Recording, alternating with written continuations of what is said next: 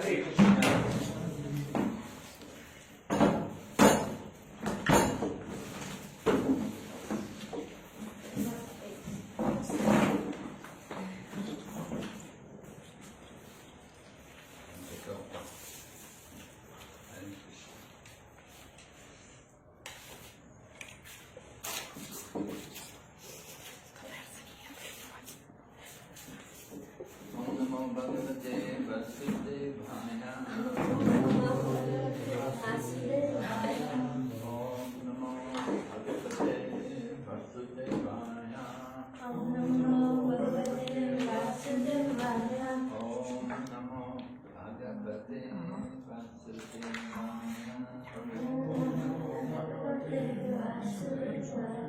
Narayanam namaskrityam naram chaiva narottamam sarasatim vyasam tato jayamudiraya nashtaprayeshu bhavreshu nityam bhagavata sevaya Nityam Bhagavata Sevaya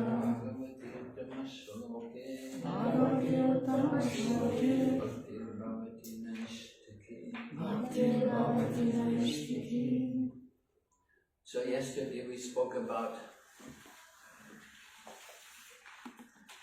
Brihaspati and how he left the demigods and they had no guru. Right? So, what do you remember, Guru, from yesterday? Yesterday was big offense by the Indra of his spiritual master. Yes. But it was by doing nothing. It's not he that standing and offending him. He's just sitting and don't make any obeisances or even not give any respect to his guru. And all demigods was, he not only Indra, but all demigods have a problem after that. All his... what problem did they have? They have problem with demons because they lose the blessings of his guru, and demons have a blessings of their guru. They start to make a problem for them. Yes, right. And they went to battle, right? And the demons won. Usually the demigods would win, but without the blessings of their guru, they were defeated. Because the demons, they had the blessings of their guru, Sukracharya. May I ask a question? Yeah. Why they don't go to his guru, but they try to find another guru, which we learn today? Why they didn't go to Sukracharya? No, the demigods, why they don't go to Brihaspati, why they go to find someone else? They could not find Brihaspati. Okay, They didn't know where he'd gone. They were looking for him. They couldn't find him. He was hiding. So, then Lord Brahma told them, take another guru. You need a guru. So they came to who? Vishwarup, right? And Vishwarup, the son of Twashta. And what was the special feature about Vishwarup? What was the particular situation? Why was it he was a little hesitant to become the guru? He was younger. He was younger, right? Younger in age. Younger in age. But Advanced in what did they say? What did the demigods say about that? Advanced in Vedic mantras. Advanced in Vedic mantras recitation. Yeah, that he was advanced in Vedic knowledge, Vedic mantras. So he was qualified to be the guru. But Lord Brahma gave an exception that he is little inclined to the demons also. Yes, why was he inclined to the demons? Because his mother is Huh? His mother is from demon and his father is from His mother is from the family of the demon. Yeah. So, in this way, the demigods Vishwarup as their guru. And Vishwarup then gave them Narayan Kavacha. So there's some schedule for these. We have quite a lot of chapters to cover. Yes. 2 weeks. Huh? There's a schedule. Seven. There's a schedule. Huh? There's a schedule like each day how much time. There's a schedule that Oh, how there's a much. schedule. Yes. You finished time? Yeah.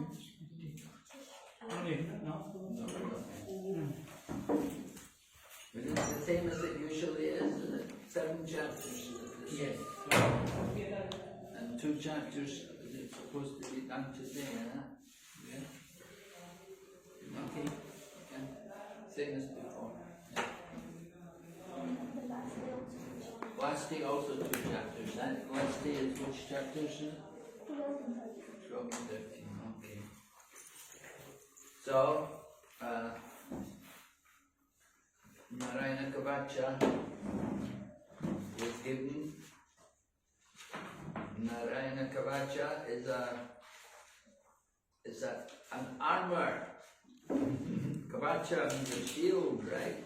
So it's like an armor for protection, and it's made up of Vishnu mantras. When this section of the Bhagavatam came out, I remember Prabhupada, when it had been published by the BVV, we got copies of it. So many devotees began to chant it every day, and they would do the whole thing. They would put the mantra on them and everything. Actually, at that time, there was a lot of danger over in Juhu, the Juhu temple. We had some big problem there. So some devotees were in big trouble, and they were chanting Narayana Kavacha every day. They got protected. It's a powerful mantra. So the details of the mantra are given in the chapter. How to put the mantra on, chant the mantra. We also chant that the first thing you did, how does it go? The first prayer which you should say. Om Namo Narayana. Huh? Om Namo Narayana. No, before that, there's another one. When we do initiations, we always chant it.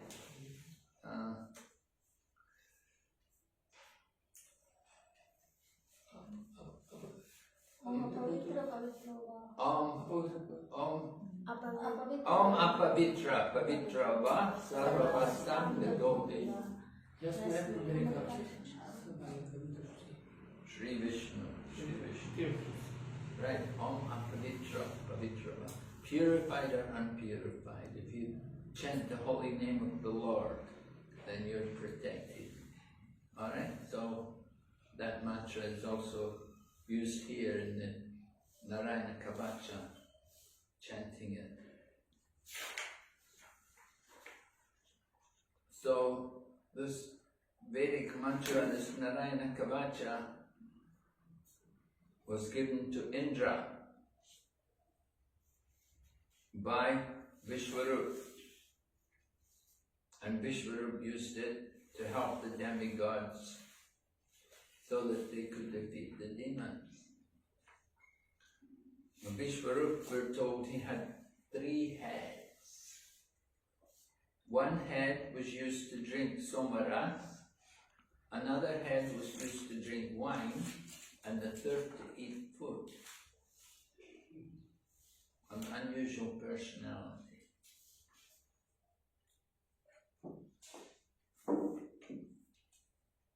Of course, Brahma has 4 heads. Vishwarup has 3.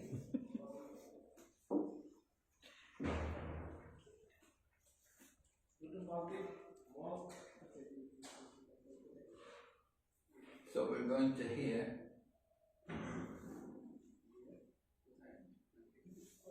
how Vishwarup was offering oblations. From his father's side, he was offering, and then he would offer also from his mother's side. Each of the demigods got his proper share.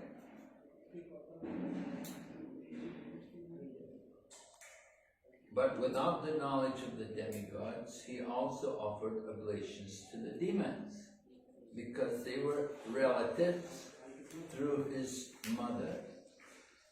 You can understand how strong the bondage of family affection is, that even a powerful personality like Vishwarup, that he was quite well educated, knew all the Vedic mantras, becomes the guru of the demigods, and he's also rich in austerities. But he feels affection for his mother. So he offered oblations to both the demons and the demigods. But he did it secretly, without the knowledge of the demigods. But Indra, the king of heaven, is also a very intelligent person. He was observing, and he saw how Vishwarup was secretly cheating the demigods. So Indra is very attached to his position, become a powerful demigod, get the position of a king, you want to keep it. And it's told in other places how Maharaj Prithu was doing sacrifice, and one point Indra stole away the horse so that he could not do it. So Indra doesn't like to be defeated, and especially here he's worried about the demons. So in anger, he cut off Vishwarup's 3 heads, and then we're told how his heads, they transformed into different kinds of partridges and birds. So Indra killed Vishwarup. So that was something. Was it proper for him to do that? Again. Why not? It's his guru. Uh-uh. Now Vishwarup is his spiritual master, and Vishwarup is acting as a spiritual master for Vedic mantras, and Vishwarup was his guru. Yeah? A Brahmana, even if he does a mistake, must not be punished. Right. A Brahmana should never be killed.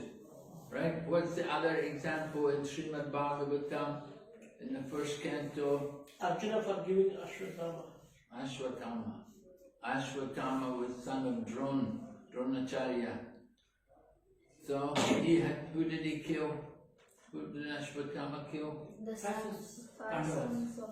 Sons of the Pandavas. Yeah, sons. In their sleep. He came in their sleep and killed them. And then he released the Brahmastra weapon, tried to destroy Maharaj Parikshit while he's in the womb of Uttara. So Ashwatthama did terrible things, and he got arrested by Arjuna, and he got brought before Draupadi. Why before Draupadi? Why did he put Ashwatthama before Draupadi? Because he killed Draupadi's children. All 5 sons of the Pandavas, they were all from Draupadi. And so Arjuna brought Ashwatthama and put him at the feet of Draupadi, and Draupadi said, well, he's a Brahmana, son of a Brahmana, he's the son of our Guru, we cannot kill him. And Lord Krishna said, we should kill him.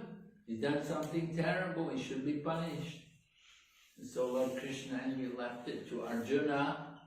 Arjuna Lord Krishna was testing Arjuna's understanding of the religious principles, right? So Arjuna cut off the jewel on his head, and in this way, it's like killing someone, but not killing.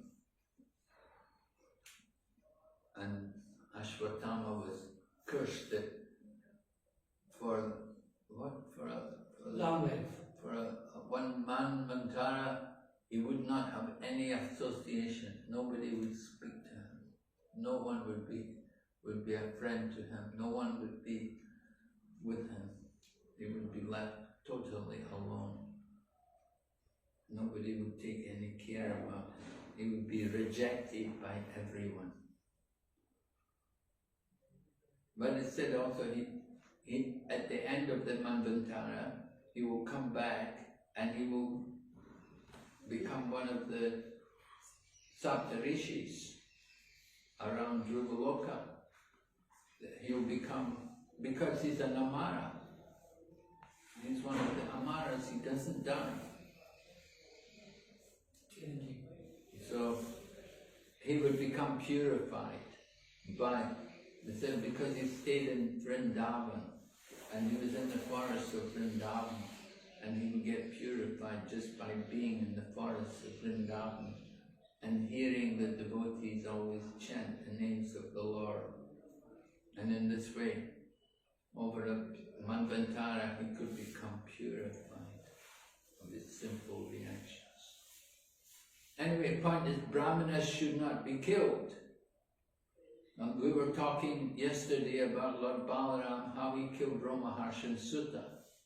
Right? How could Lord Balaram kill Ramaharshan Sutta? Wasn't a Brahmana. Huh? Because Ramaharshan Sutta wasn't a Brahmana. He wasn't a pure Brahmana, right? That it was mixed. His mother was the Brahmana, but his father was Kshatriya. So Brahmanas, there's a lot of rules. Are you in a Brahmana family? From a Brahmana family? There's so many problems. Sharmista, Devayani, daughter of Sukracharya. She married a Kshatriya. Problem. A Brahmana woman supposed to marry a Brahmana man. Brahmana woman should not marry a man of a lower caste. Anyway, Indra killed this Vishwarup. So he killed a Brahmana, and he gets reactions for them.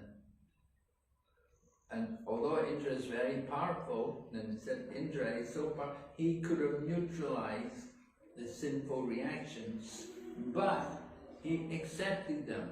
He repentantly accepted the burden of these reactions with folded hands. It shows how good qualities Indra had. Although he did something, he did it impulsively. In his anger, he cut off the head of Vishwarup. And then after he did it, then he regretted. He felt bad about it. So he accepted the reactions. Just like Maharaj Parikshit accepted the reaction when he got cursed to die. He did something impulsively, putting the dead snake around the neck of Shanika Rishi. So when he got cursed, he said, oh, well, I deserved it. He accepted it. So here Indra also accepted the reactions which came upon him. And said he suffered for 1 year. And then he gave the reactions to other people. Right? Who did he give the reactions to? Tree. Huh? Tree. Trees? Trees and a woman. Women? Water. Huh? Water. Bubbles in the water. Bubbles in the water. Water. He gave the reactions to water, trees, women, and the land. Or the earth. The earth, right? these reactions come. How do they come? On trees. How do the sinful reactions come on trees? In the form of Bushes and thorns. Ah? Bushes and thorns. No. No, being what do you call it? Chemical. There's one liquid comes from the A sap. sap. The sap is coming from the trees, right? That's it. And then water, your bubbles. Bubbles in water, shouldn't drink, right? And earth, you've got deserts. And women have got contaminated period every month, right? This is their sinful reactions coming from given to them by Indra. And why could Indra give them these things? Why was he able to give his sinful reactions to these four? Huh? Why? Because he'd given them benedictions previously. Previously, he'd given them benedictions. Right? What benediction did he give to women? Mating during pregnancy. That they can have lusty desires even when they're pregnant. And then secondly, what about water? He gave the benediction to water. You can mix it with anything and it will increase its volume. You know, just like, milk. They can put water in the milk, right? Sometimes you get the milk, it's not all milk. They put a lot of water in it. Or fruit juice. Or even potatoes, you make some mashed potatoes, you can put water in there, right? And so that was a benediction given to water, that it could be added to anything. And then benediction was given to trees. What was the benediction to trees? Do you know? Prabhu, Ruski? Yes, benediction for trees that when they will be cut, they will, after cutting, they will be more beautiful. Right, they'll grow, they'll keep growing. You cut off the branches, they'll grow back, they'll go again, right? That's a benediction given to trees. And then benediction to land. For the land, there will be the holes in the land, they will be automatically covered. Yes, the land will become level. If there's some ditches or like that it can fill up. There'll be some ditches or holes in the land like that. So the earth will make itself level. So those were the benedictions given by Indra. Or given by whom? Who gave the benedictions? Yeah, Indra. I guess Indra gave these benedictions. And so, because he gave them benedictions, later on he said, I gave you better, now you have to help me. And he gave sinful reactions to them. And so in this way,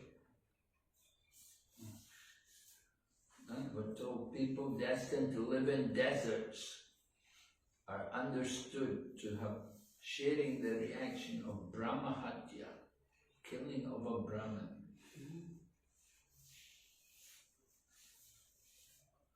Right? So, simple reactions.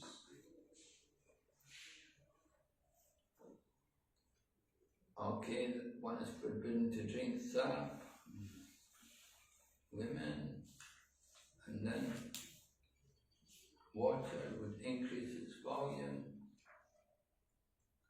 So after Indra killed Vishwarup, then Vishwarup's father is very angry.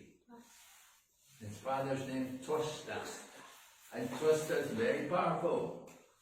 So he does a yagya, and he wants a son. He wants a son who would kill Indra. Right? So he did a ceremony. But when he did the ceremony, he made some mistake in chanting the mantra.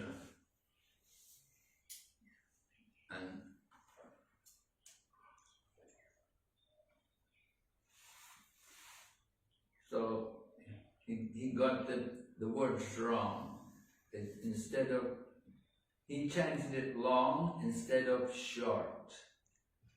So the meaning of the mantra changed. He was supposed to chant that he wanted someone who could be the enemy of Indra, but instead he got someone who was Indra's enemy.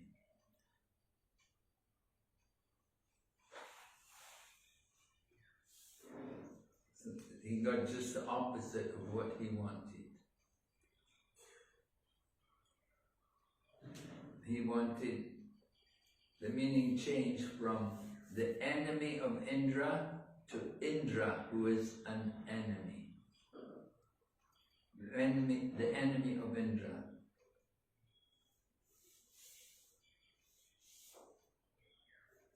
He wanted someone to create some demon who was the enemy of Indra.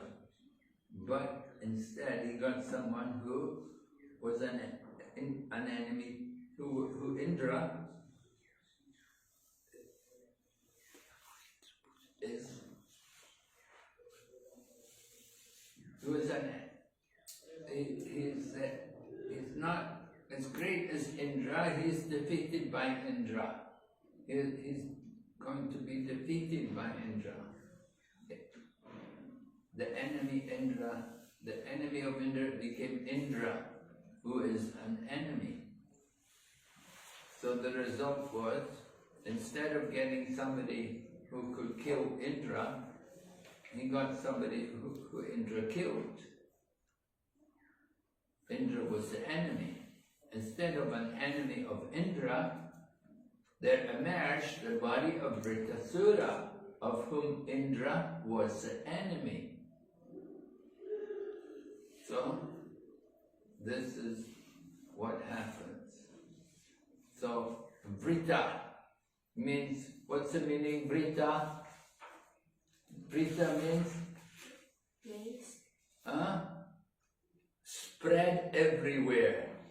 Very great, powerful, everywhere he spread, you know. He's very huge in size, and he's growing every day, getting bigger and bigger. He's a gigantic demon. So when he came on the battlefield, the demigods, when they saw him, they threw weapons at him, and he just swallowed them. He could just swallow them. So the demigods were shocked, and they thought, how can we ever fight this person? And they all ran away in fear. They were all afraid of this very powerful demon. So this demon was actually the brother, younger brother of Vishwarup. He's the son of Twashta.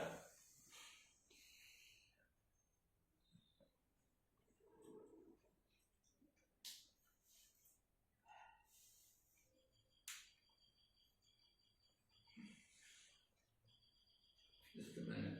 How did I get all the way up here? I should be back. We're supposed to be chapter 8, right? Yes. Narayana Kavacha. We didn't go through the Narayana Kavacha yet. We have to look at all that.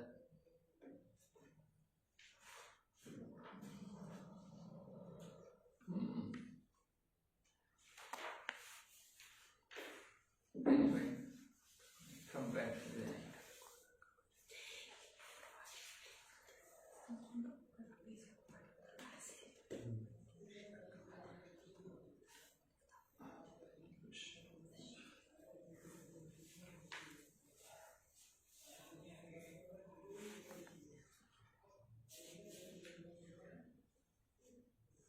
So anyway, this Narayana Kavacha mantra was given to Indra, and Indra uses it successfully. So we're told about the Narayana Kavacha mantra, how to put it on the body, Akshman, and chant the different syllables of the mantra, each syllable put on different parts of the body, and then you have to do it in a reverse order. And in this way you make like a coat of armor which will protect the body. The Narayana Kavacha will be chanted in what kind of situation? Fear. Yeah, when you're in fear, some danger, some fear, right? So you can take advantage like that. But will pure devotees chant of that kind? Will they have, is a pure devotee going to chant the mantra like that? When they're in fear, when they're in danger? No. Pure devotees, pure devotees, they will just tolerate, right? They will just accept the danger, the fear. They're not afraid of anything. Why? Why the pure devotees are not afraid? They take everything as Krishna's mercy. Yeah. If you live or die, it doesn't make any difference, right? If you live, then you do service to Krishna, and if you die, what will happen? Go back to God. And serve Krishna. Well, I don't know if we'll go back to God. It would be nice to go back to God, but we hope we can go on and serve Krishna, right? Service to Krishna will go on wherever we go. That's the idea. So you chant the mantra, different mantras are given, the 6-syllable mantra, Om Vishnave Namaha, that one is chanted, and then there's the 12-syllable mantra, and then there's the 8-syllable mantra, Om Namo Narayana, yeah. Who chanted? The Sri Vaishnavas, they chant that, Om Namo Narayana. And then we're told also you have to think yourself one with the Supreme Lord qualitatively. So talk about Ahangrahopasana. Ahangrahopasana, what is that? Contemplating in the mood of Ahangrahopasana. If you turn to the purport, text 12.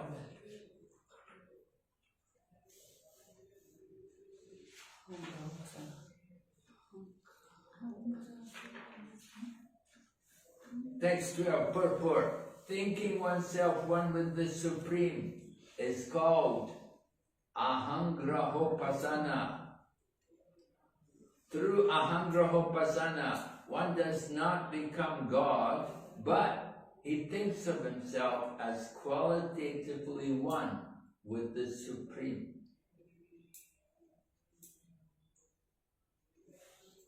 And we should meditate upon the Supreme Lord in that way, thinking ourselves one with the Lord. Seek His protection.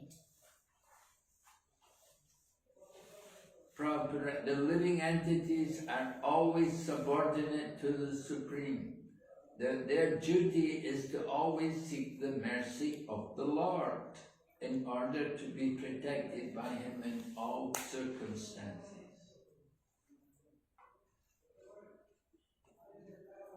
So then, after putting all the different syllables of the mantras on one's body, then you have to offer prayers to the Lord's different incarnations, right?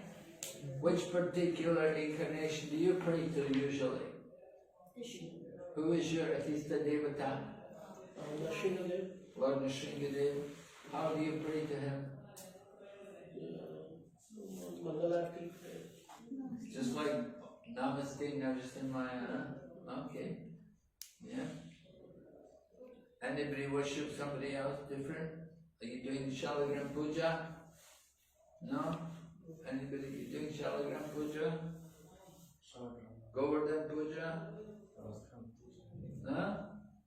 You got any Shilas? No? With me, no. No? No? Mataji's? Doing Puja? Got your deities at home? Yeah. Your husband do Puja?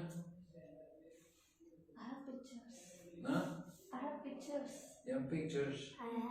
I have deities Gaurnitai, Jagannath, and Latin. Okay, good. So anyway, we're told different forms of the Lord we're supposed to pray to. It says, in his incarnation as a fish, as Vamana Dev, and as Vishwarup. So the fish will protect us where? In the water, right? And the Lord Vamana Dev will protect us on the land, and Vishwarupa in the sky. And then Lord Nrsimhadev is there, right? How do you pray to Lord Nrsimha? Usually there's a mantra they chant from the 5th canto Srimad Bhagavatam, the residents of Harivarsha, led by Prahlad Maharaj. They all worship Lord Nrsimhadev, right? You know the prayer? You don't do Nrsimha Yaga. Om Namo Bhagavate Narasimhaya Namaste Tejase Vaibhava Prajanaka Prajanamstra Karmashraya Randaya Randaya Krisa Krisa Om Swaha Abhayam Abhayam Atmani Bhuvishtam Om Shrom. Right? Offer my respectful obeisances to the Supreme Personality of Godhead, Lord Nrsimhadev, who possesses nails and teeth like thunderbolts. Kindly vanquish my demonic-like desires for fruitive activities. Please appear in my heart, drive away our ignorance, so we might become fearless in our struggle for existence in this material world. Then the 5th canto, like that, they're going around different regions of Jambudweep, and there's different, in each region they're worshipping a different form of the Lord, and they're offering prayers. So here also, Narayana Kavacha, they're offering prayers to different forms of the Lord, and they're asking for protection in different situations. Lord Nrsimhadev is asked to protect us in all directions. And it says that his loud laughing caused the pregnant wives of the Asuras to have miscarriages. Is that very good? Yes. Huh? Oh, yes. Asuras died. The pregnant wives of the demons, yeah. And evil goodness. Who was it? Who was also causing the other people to have miscarriages? This Hiranyakashipu, Hiranyakashipu. when he was laughing, the demigod's wife, they They have miscarriages. Really? Oh my gosh. Okay, so anyway, the different forms of the Lord meant to protect us. And we're told about Lord Buddha, right? We're told Lord Buddha, where does it come? Which verse is it? Anyway, there's a verse where it talks about Lord Buddha, and we're told we can take shelter. 19. Huh? 19. 19, is it? Buddha. Well, 17 is also good. 17 is Sanat Kumar, and he's saying by taking shelter of Sanat Kumar can protect us from lusty desires. Lusty desires is the great enemy of spiritual advancement, right? We want to protect ourselves, make advancement, so Sanat Kumar can protect us. So some people can worship Sanat Kumar. If if you're worshipping the deity, that Devashi Narada can protect us from committing offenses and worshipping the deity.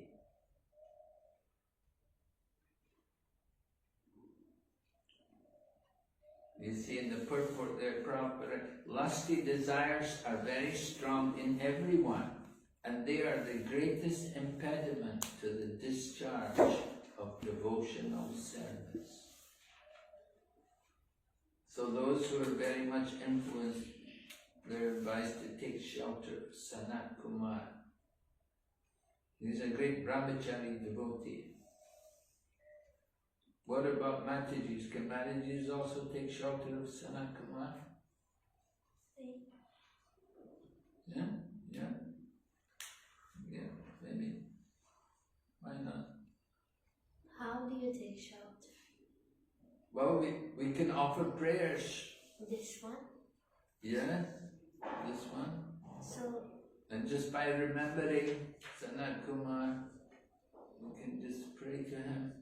but you said that Narayan Kavach is not like said by pure devotees because they accept calamities. Huh? But before starting this, we discussed that Narayan Kavach is usually not prayed by devotees because they accept calamities. So, should devotees do Narayan Kavach? Pray Narayan Kavach? Yeah, you can chant Narho Narayan Kavach if you want. Why not? She's saying just a little bit before you said devotees they generally accept the danger. Well, pure devotees, right? We're not all on that level, we're so pure. But we can become pure by offering these prayers, right? By offering these kind of prayers, they will help to purify us. Because we're remembering the Lord, and we're remembering His different incarnations, and different devotees, remembering these different devotees. So it's very good for our spiritual advancement.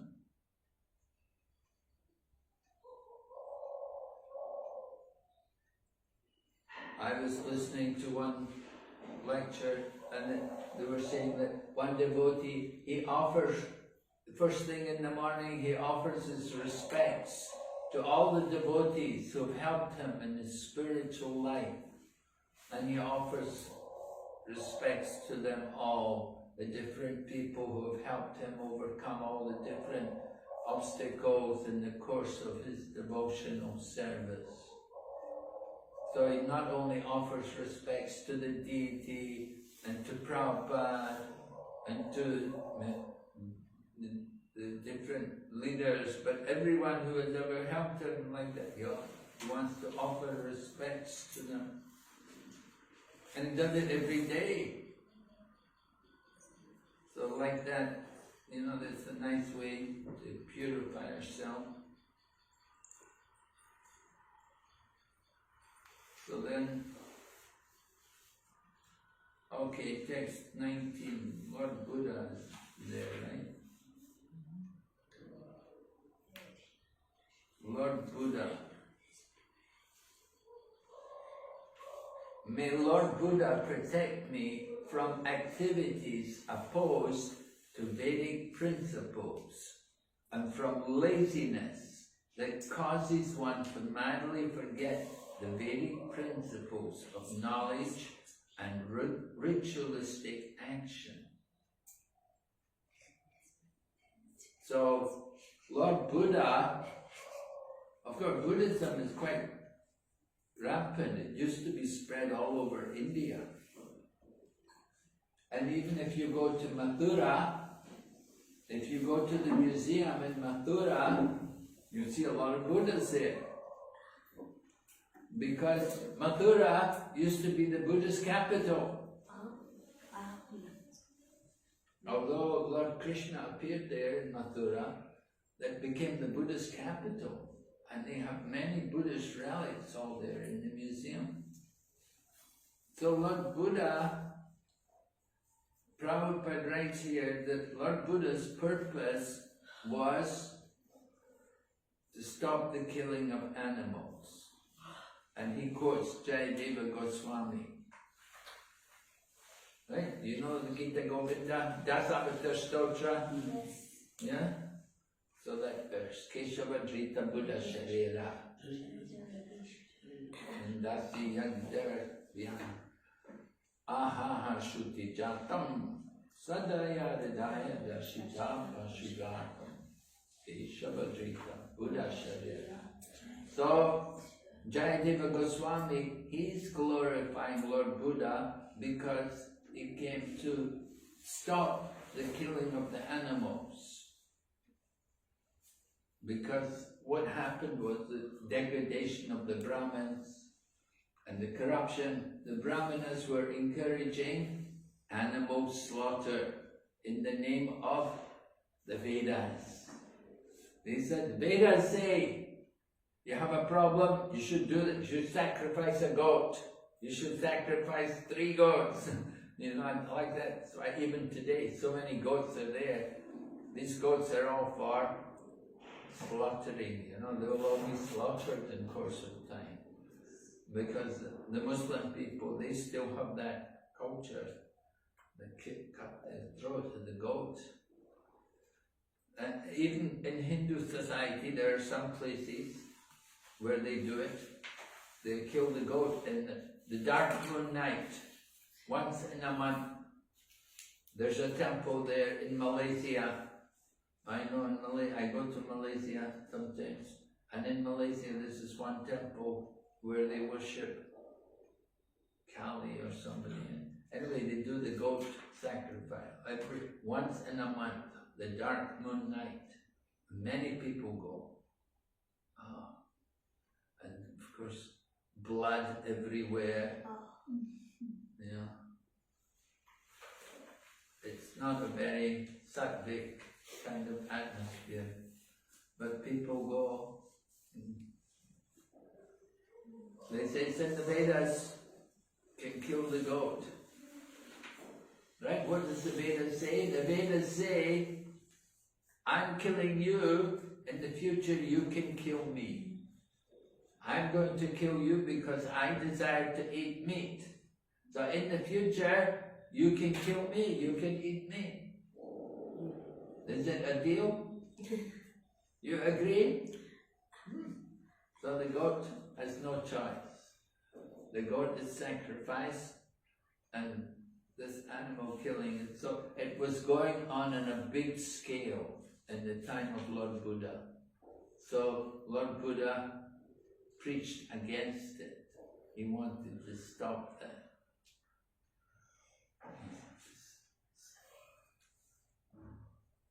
And it's mentioned how Lord Buddha is teaching, what he's teaching is not actually a religion. In Buddhism, there's no God, right? If you ask a Buddhist, is Buddha God? They say no. Who is he then? Who is Buddha? Haribo. Who is Buddha? Incarnation of Lord Vishnu. No, if you ask a Buddhist is not going to say that. No Buddhist will say Buddha is an incarnation of Vishnu. So? Lord the messenger? Huh? Lord messenger? Messenger. Messenger. They don't believe in God. Buddhism, right? Buddhism. They don't believe in God. The Buddhism is a Gnostic religion. They don't believe in God. So who is Buddha? Is he God? No. Is he man? No. Who is he? He's Buddha. He's Buddha. He's not God, he's not man. He's Buddha. And the Buddhists, the monks, and people who take to the monkhood, Their goal is to become the Buddha. They all want to become a Buddha. The men and the women. So in Buddhism, you'll see the Buddhist the women also shave their heads. And the men shave their heads, the women also shave their heads. The women also want to become a Buddha. One man I know, he's a Buddhist monk, and he asked me, he said to me, he said, in your religion, he said, do you have men and women in the spiritual world? He asked me. Because in Buddhism, there's no difference between men and women. Who is there then? Everybody's a Buddha. Everybody's a Buddha. Their goal is to become the Buddha. So you go to the Buddha land. Buddha land. Yeah, you go to the Buddha world, you know, the Western world, everybody's a Buddha. So he said to me, do you have men and women in the spiritual world? I said, yes, there's men and there's women. But there's no lust, there's no sex desire. I said, everybody loves Krishna. Everybody who's in the spiritual world, pure devotees, they love Krishna. He said, oh, very interesting. It was a shock to him. Because in Buddhism, they say everybody become the Buddha. They don't believe in God because they say the world is not real. There's no creator. This world is not real. What is it? It's false. Right? It's false. The world is not real. You do not exist. Right? So take a brick and beat them on the head. It's okay, you don't exist. Right?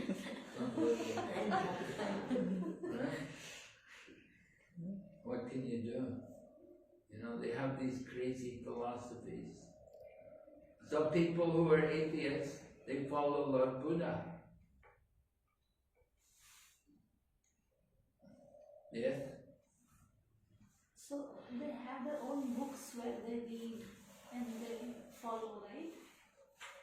And of course they're atheists, but also there is one Buddha Loka. There's a place where Lord Buddha stays and all of his followers, they go there. Where? In the spiritual world? No. Sorry, they don't. Well, they don't believe in the spiritual world. Right? Where do they go? After following so much? Huh? After following. Well, they say ultimately nothing is real, you don't exist. Nobody exists, nothing is real. So where do you go? Nirvisesha Sunyavadi. Sunyavadi, enter into the void. Anyway, Prabhupada describes Lord Buddha, how he said, if the Vedic injunctions allow animal killing, he said, then I don't believe in the Vedas. I'm not going to follow the Vedas. Because if the Vedas are telling you can kill the animals, it's no good. Don't want to kill the animals. It should be nice, peaceful living. So Lord Buddha taught like that. Don't kill the animals. No animal killing. So he rejected the Vedas. We don't celebrate Buddha Jayanti. We don't celebrate that. Why? He's one of the avatars. Why don't we celebrate? Because he rejected the Vedas. That's why the acharyas don't put the appearance of Lord Buddha on the Vaishnava calendar. Because he didn't accept the Vedas. But he saved people. He actually saved people because he got them to follow him. So by following him, they could be delivered.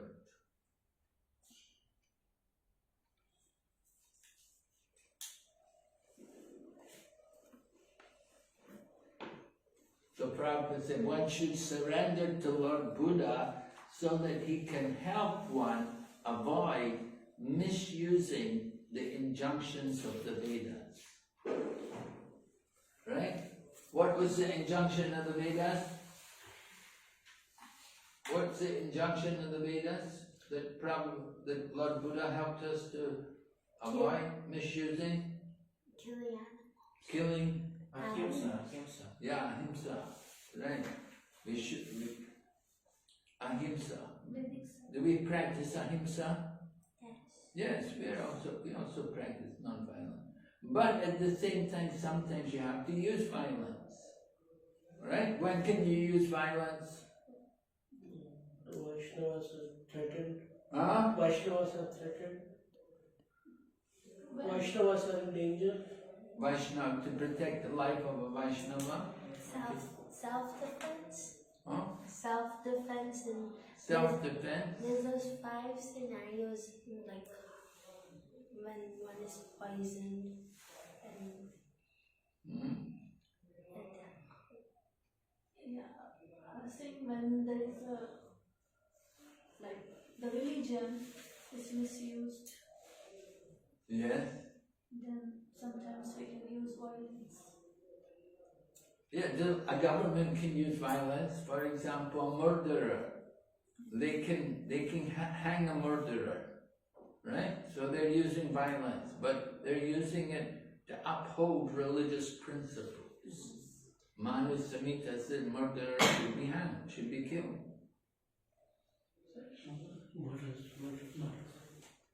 Right?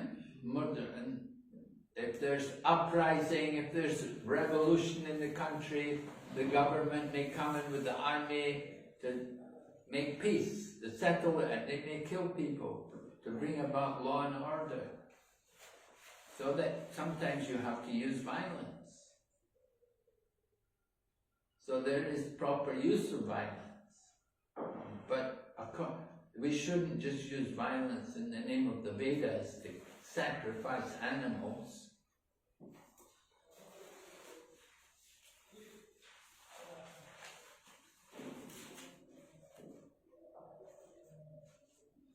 Alright, and then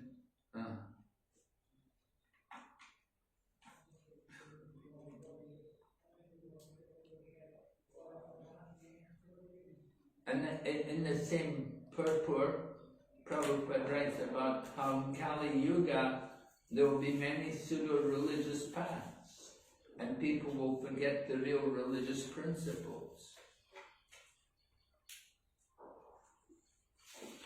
Well, Lord Krishna appeared before the Kali Yuga and he taught what is the real principles of religion.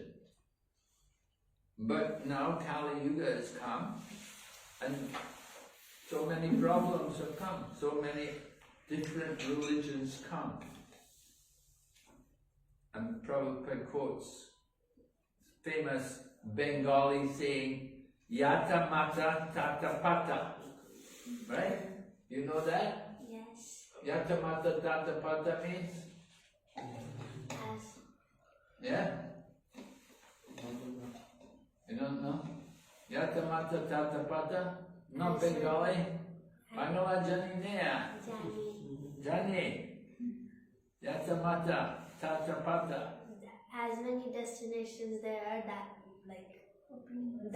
as many opinions as there are, that many destinations. Like, Many paths, yeah? many paths. Yeah.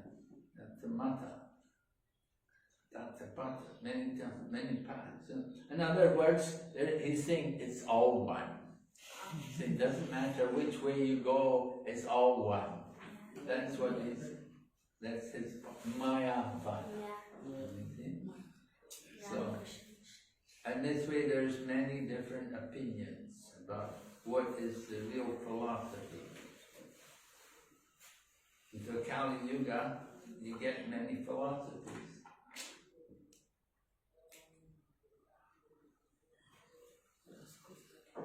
Alright, so So we hear about different forms of the Lord, praying to them, how they can protect us in different situations, different times of the day to be protected, somebody in the daytime, somebody in the night.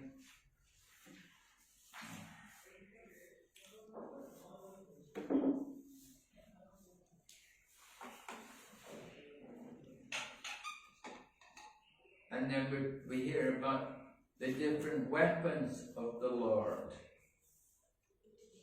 How we can pray to the Lord's different weapons. How is that we can pray to the Lord's weapons? What does it mean? Advaya Gyan? Advaya Gyan? You know the meaning? Advaya Gyan.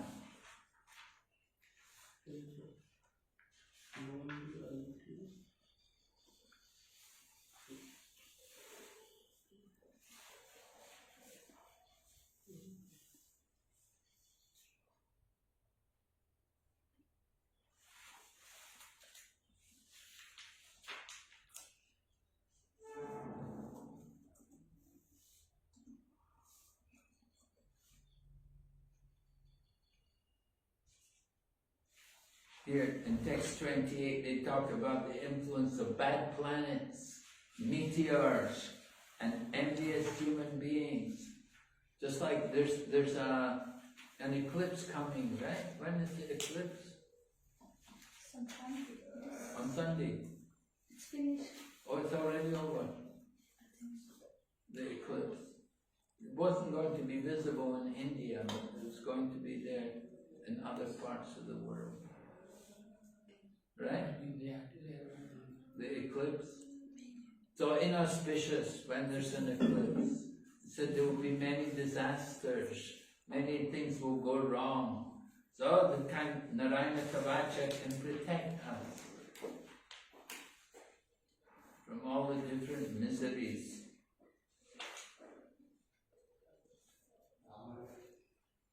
Lord Garuda is mentioned. The Sri Vaishnavas, they worship. Huh? They call it Garuda. Yeah, they worship Garuda, they worship Hanuman. Very big part. So it said here, Lord Garuda is the most worshipful. He is as powerful as the Supreme Lord himself. He's the carrier of Lord Vishnu. He is the personified Vedas, and he's worshipped by selected verses. So we can pray to Garuda to protect us from all dangerous conditions. So we always have Garuda there at the temple. Garuda is outside. Lord Chaitanya would always see Lord Jagannath. He would stand at the Garuda Stamba.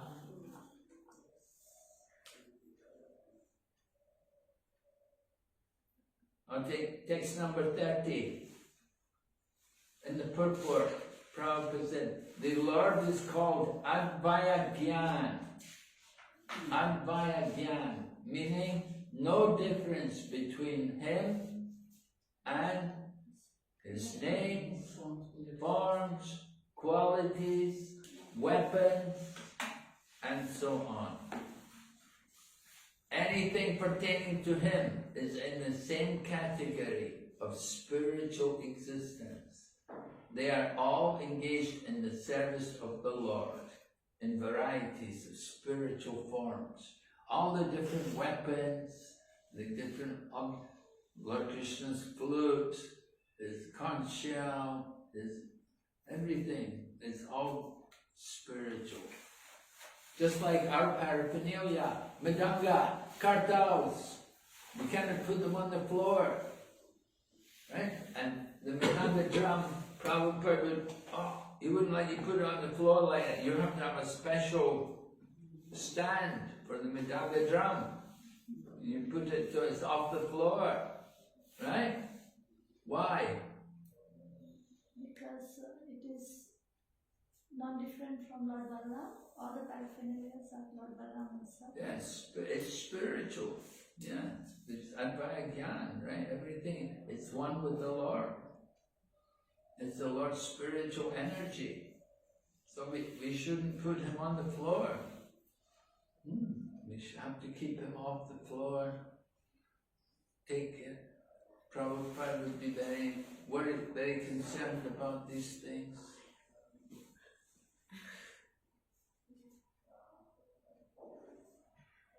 Alright? So then, he gives it, the Narayana Kavacha to Indra, and Indra is able to chant the mantra, and the demigods become very powerful, and they go out there, they're able to fight the demons.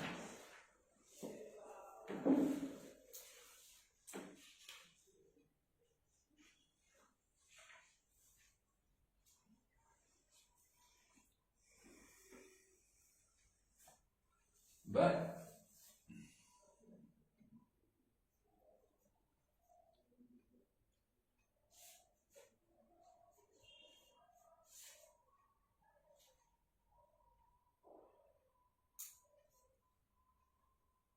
here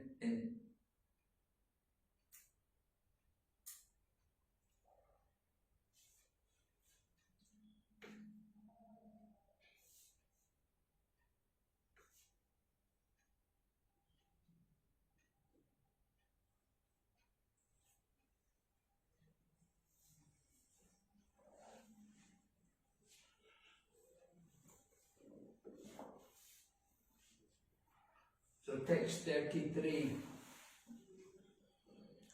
talking about how the Lord is all-pervasive. Since the Lord is all-pervasive, because they're offering a prayer to the ornaments and to the carriers of the Lord.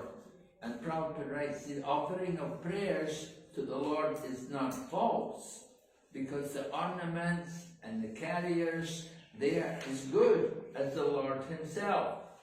He exists in everything, and everything exists in him. Therefore, even worship of the Lord's weapons or ornaments has the same potency as worship of the Lord.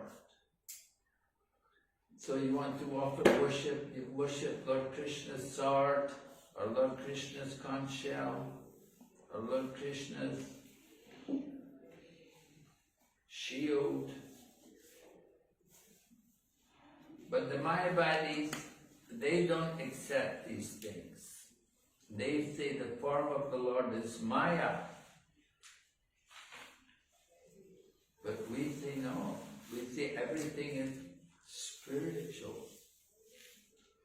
And we offer our respects to all these things.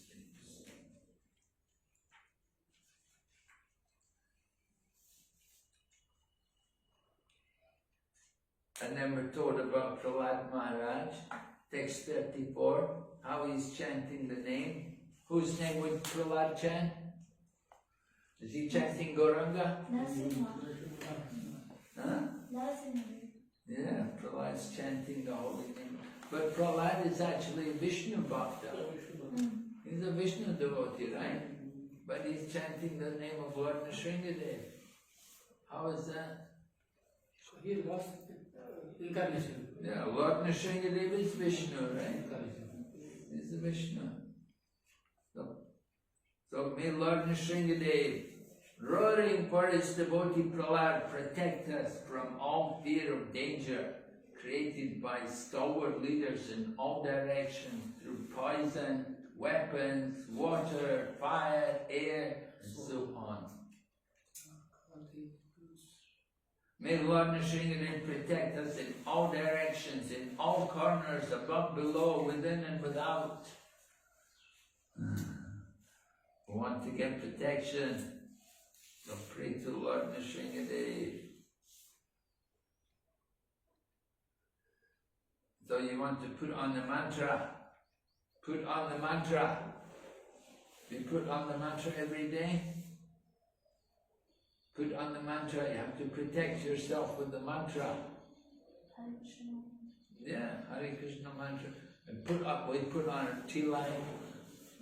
Put on tilak, you don't just put it on the face, put it on the whole body, right? Different parts of the body. Chant the names of the Lord with each place. Right? You know? What do you say? Om.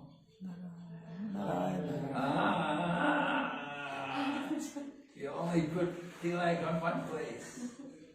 You don't put. No, I put also. Yeah? Yeah. But you don't know the names. I keep forgetting. Keep forgetting. Krishna. Better. Smartavyam Satatam Vishnu. Always remember, right? Have to chant the names of the Lord, right? You know the temples on different parts of the body? Yes? What is it? Om? Keshava. Om? Narayana. Madhavaya. Govindaya. Vishnu. Madhusudanaya. Vidyaya. Vamanaya. Shiraya. Advaya. Which one is the upper back? Om Padmanaya is upper back. And Om Damdaraya, lower back. And then Om Vasudevaya. Huh? Like this and the all over the body. Lastly, I did not. whatever remains, you just put that. What? Whatever remains after that, you just put like this and then make it's not like this. That's what some people do. Many devotees do that. So, it doesn't matter. Iron also does it. If one employs this armor, whomever he sees with his eyes or touches with his feet is immediately freed from all the above mentioned dangers. Very powerful. Right?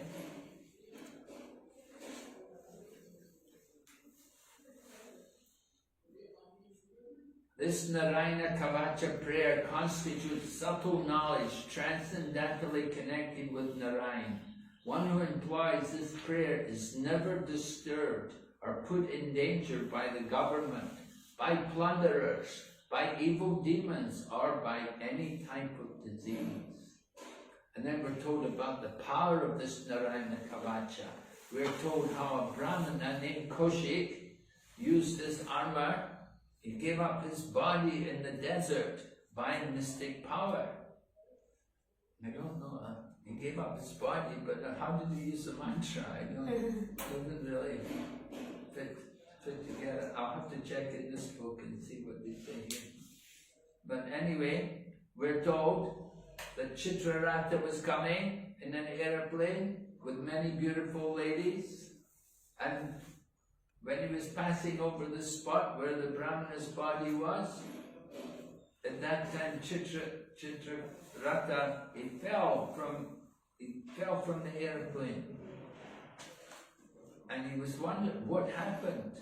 And then at that time he got told to put the Brahmana's bodies in the nearby river Saraswati.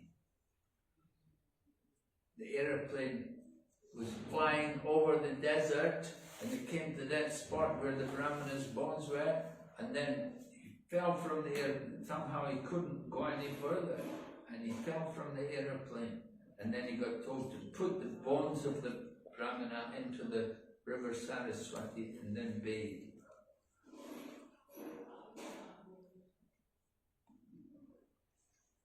So then Sukadeva Goswami tells about how you can use this mantra, how it will protect you from all dangers.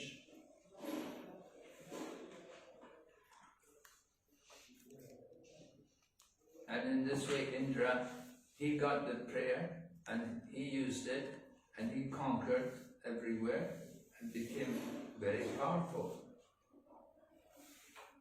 And then the purport Prabhupada explains, you must receive mantras from a bona fide spiritual master.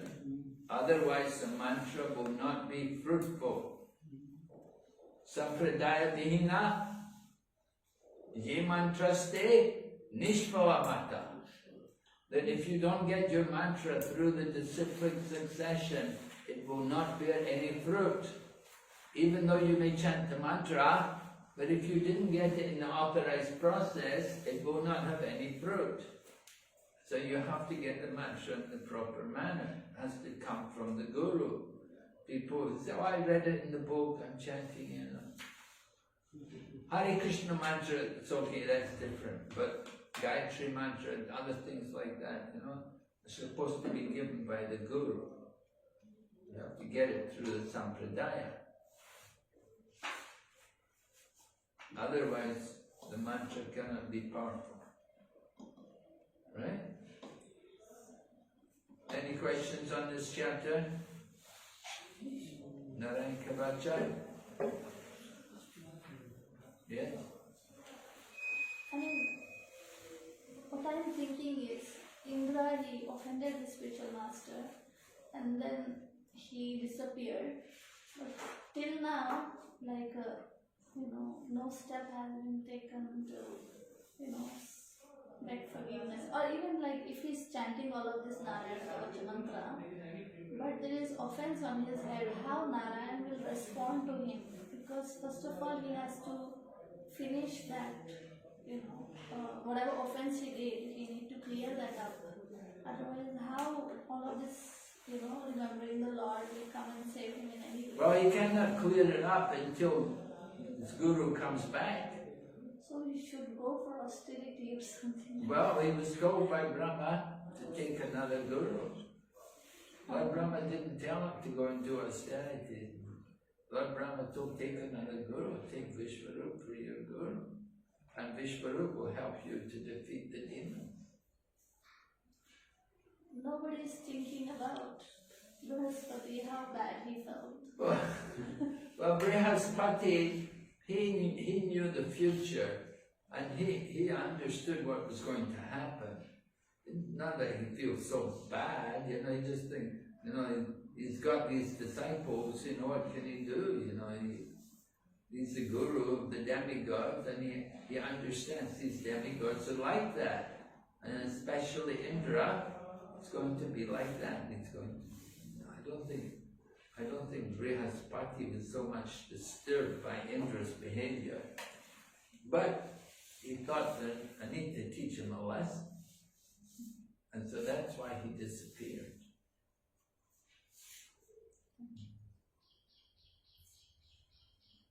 I need to try to correct him, give him a good lesson, and then he'll be more careful not to disrespect.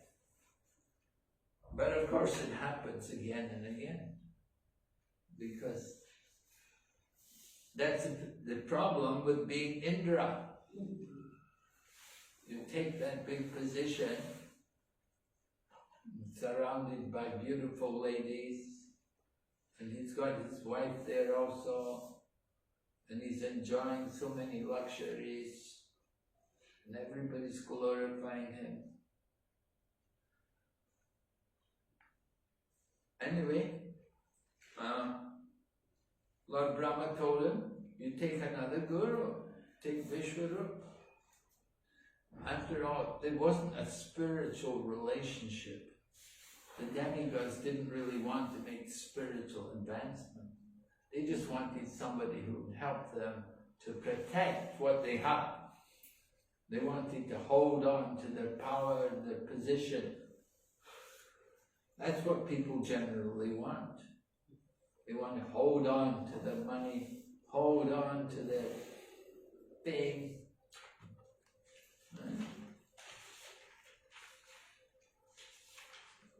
Okay, any other questions on this chapter?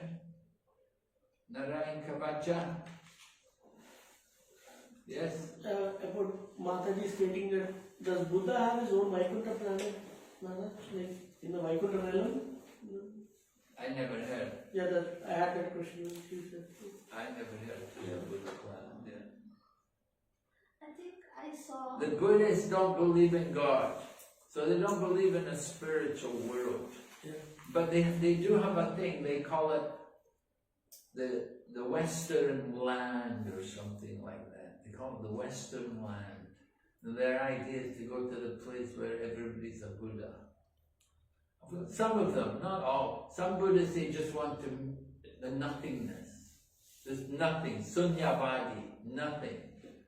That's what they say is the absolute truth. We say everything is one, but they say everything is zero. Zero. Shankaracharya said everything is one. Lord Chaitanya said everything is one and different. The Buddhists say everything is zero. In other words, this world is not real. You are not real. Everything is Maya, illusion. There's a section in the Chaitanya Charitamrita. Bhakti Siddhanta Saraswati described the different teachings of Buddhism there. It's in a purport in the Chaitanya Charitamrita. When the Buddhist monk came and tried to offend Lord Chaitanya Mahaprabhu. So Prabhupada, Lord Chaitanya defeated the Buddhist monk, and the Buddhist monk was very embarrassed, and he tried to humiliate Lord Chaitanya.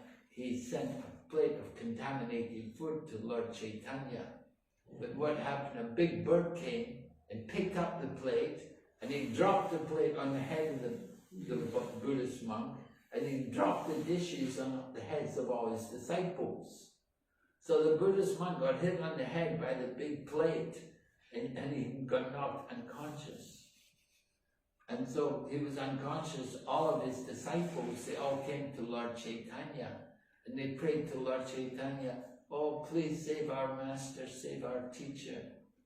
So Lord Chaitanya told him, "Go and chant Hare Krishna in his ear, and you will revive him." So they all went there, and they all chanted Hare Krishna mantra, and he came back to consciousness. So Prabhupada said, the Buddhist monk became the disciple of his disciples. Because his disciples gave him the Hare Krishna mantra. They were chanting Hare Krishna mantra to him. So he became their guru. They became his guru. Right? They became his guru. So it's mentioned that there anyway, but the different things about Buddhism, that nothing is real. And their philosophy, zero. Everything is zero. They won't talk about God.